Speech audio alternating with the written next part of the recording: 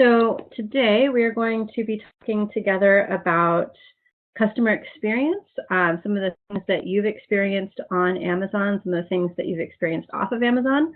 And today I am so excited to have Emily on to talk about her experiences with customer service on Amazon, her experiences with our clients, her experiences at Amazon, and answering some of the questions that have come up from our clients. So welcome, Emily.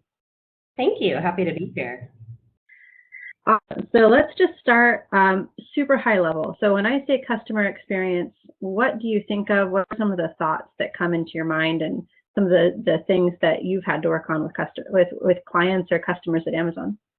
Customer experience is, really that overarching. It's the entire experience. I think that it comes down to how you make your customers feel, what they experience as they move through the sales process with you. It can be anything. It can be how nice your website is, how easy it is to use. It can be what happens when something goes wrong and your customer service is stellar and you've helped that customer have a better experience. It can be a lot of things. It's your brand. It's the way that you present yourself online. It's all of those things and the feelings that are conjured up in the customer when they think of you after the fact. So obviously Amazon is really good at this. And I just saw today, now I'm dating this recording, but I just saw today that Jeff Bezos is now the richest man in the world. And incredible. Amazon continues, and it's just amazing that Amazon continues to really kick it out of the park when it comes to customer experience and customer service. And you were there at the beginning. What is so special about Amazon customer service? Amazon's intention has always been to be the most customer-centric company in the world. And back in the 90s, there used to be a saying, I think it sort of died out. It wasn't really there as much when I was there the second time, but the intention of Amazon was to sell anything to anyone, anywhere, anytime. And that was kind of the big deal. That was the goal. Don't think and so all of that kind of rolls up into, once again, that customer experience. If you want to sell anything, you have to make everything available to anyone. You have to make your network very, very wide. To anywhere, same deal, big, wide network. It was a very, very big idea, but it all centered around making your customer experience the best possible, making anything you want available to you anytime, anywhere. And so it's always been there. And it's kind of morphed into different things. It's taken different paths, but the customer has always been at the forefront of their vision. Not even their competition, it's the customer. And obviously it's working. Yeah, it's working well. Definitely shows that. Okay, so let's dig into a couple of specific examples so that we can really laser in on what areas anyone who is trying to have that kind of customer experience for their own store can really do. So the first thing that I wanted to kind of dig into is feedback management. What is the tool that you typically recommend, and how do you typically recommend using it? Typically, I recommend Feedback Genius. That's the one that I work with most often, and I recommend using it to not just to glean feedback and get something from your customers, but to foster a relationship with them. So oftentimes I write the content for people that goes into their Feedback Genius messages, and when I write that content, I try not to just go straight for the, hey, I need a review, give me a review. I try to tell them a story about the brand or get them excited about this thing that they just bought, or maybe give them more information on it, or some fun other ways to use it, or I don't know, just something that will let them know that you're as excited about the product as they are. And here's some cool things about it. Oh, and by the way, if you love it, could you leave a review? So it's almost like this passive thing asking them to sort of join forces with you. You're trying to create rapport. You're trying to make a customer for life. It's much, much easier to keep a customer than it is to get a new one. So with Feedback Genius, it is, and the intention is to get feedback on the sale, of course, but it's also to build rapport and kind of keep the conversation going with the customer. Awesome. So I know that one of the things that Feedback Genius does is send those emails, and you've gone into that. I know another thing that it does is keep track of products and email you whenever there's a 1 to 2 star review. So when someone leaves a review like that, what do you do? I mean, how do you handle customers saying your product is awful, I hate it? Like, it's a difficult situation. Well, the short answer is that you take responsibility for that. If you are kind of trying to align your intentions with Amazon's, then, you know, the intention isn't to engage only our happy customers. The intention is to be customer-centric, and that means that sometimes people aren't happy, and you have to make them happy, or at least understand why they're not happy and work to fix it. So that feature in Feedback Genius comes in handy because it helps you monitor what's going on with your products. And if you do have products that are coming out to 2 stars, you really need to take a look at why you're still offering that. What about that product is still worth being out there? You might have to take a look at maybe how it's packaged or maybe how it's made. Hard to say, but the idea behind that particular feature is to sort of keep your finger on the pulse of what's going on in terms of what's being said about your product. And if it is not favorable, you should know that, and you should take responsibility and take steps to fix it. So one of the areas that you've worked in as well is customer escalations, customer complaints about product safety. So what would happen, say, if someone left a review that said that the product made them bleed, or that the product in some way caused a rash or hives, or that it was lighting on fire? Like, what would happen with that?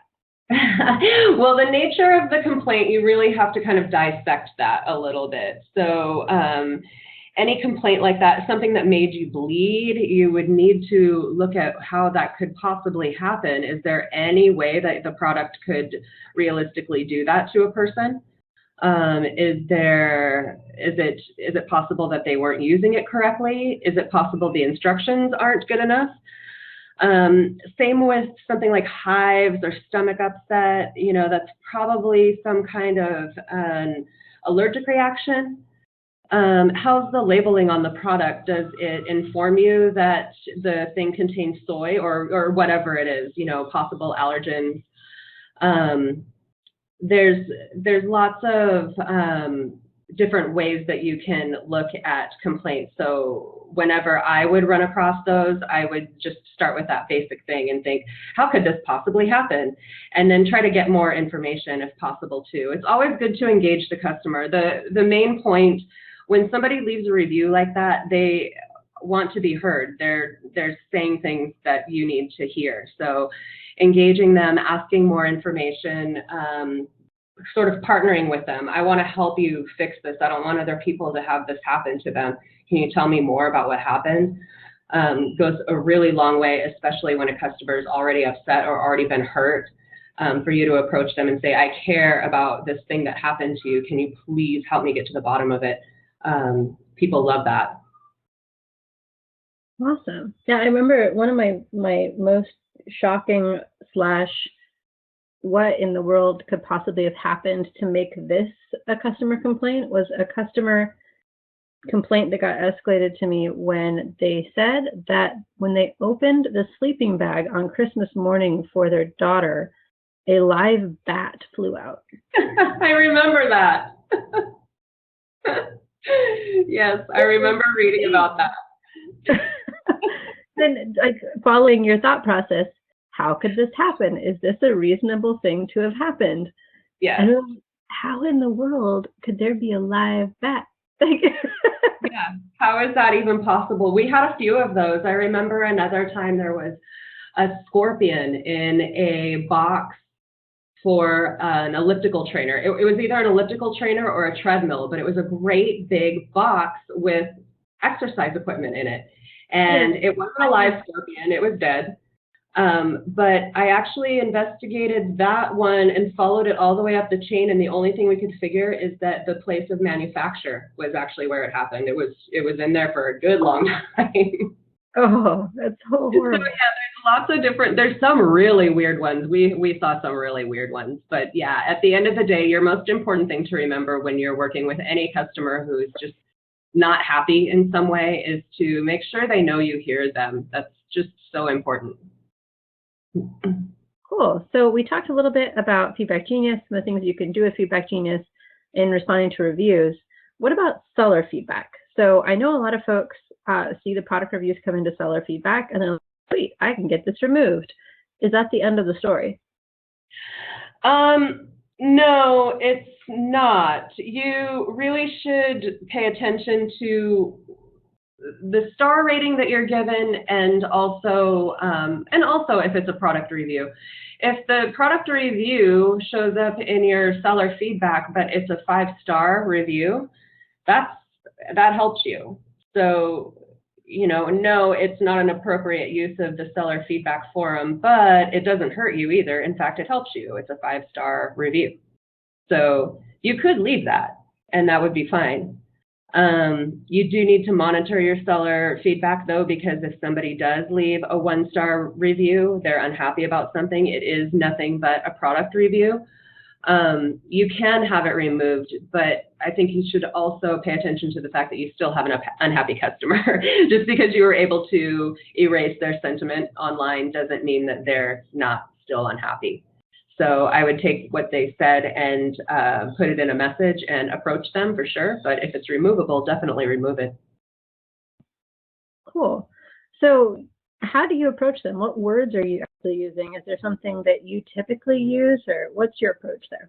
I do, because I write a lot of content for us as a company and also for our clients. I've written several messages to our clients, customers, sometimes to our clients. And usually, again, the overarching thing that I always try to put in any message to a customer is that I see you, I see this thing that you wrote, my interpretation of it, or I somehow try to say it back to them. You know, you put this down, I read it as, you know, you saying this, can you give me more information? Or I'm really sorry that this happened to you. I'd like to fix this for you. Will you work with me? I often will ask for photos of the product, not necessarily because I really need to see them, but because I want that customer to know that I care. And maybe I do want to see them, but really what I'm trying to do when I approach a customer who's upset, who's left bad feedback, is I want their help. I need to understand why they left that feedback, so that I can take responsibility for it and fix it. Cool. I think that the thing that a lot of folks that I've talked to anyway hung up on is, you know, what are the words to use? Or what to do if it sounds like maybe the customer, and customers in air quotes, even though you can't see me, is really a competitor. So what do you do if there's this sneaking suspicion, if this is really a dirty seller trick? Is that an appropriate way to approach this? Or, you know, sometimes it really is. How do you deal with that?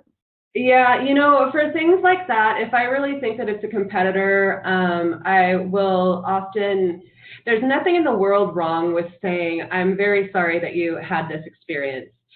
We've gone to great lengths for people not to have this experience by testing for this, by building this special thing into it, by doing, you know, and then just laying out all of the ways that your product is really superior. It's all the thought that you've put into the design, the way that you built it. You know, this is why I'm really proud of this product, and I'm really sorry that you had this experience.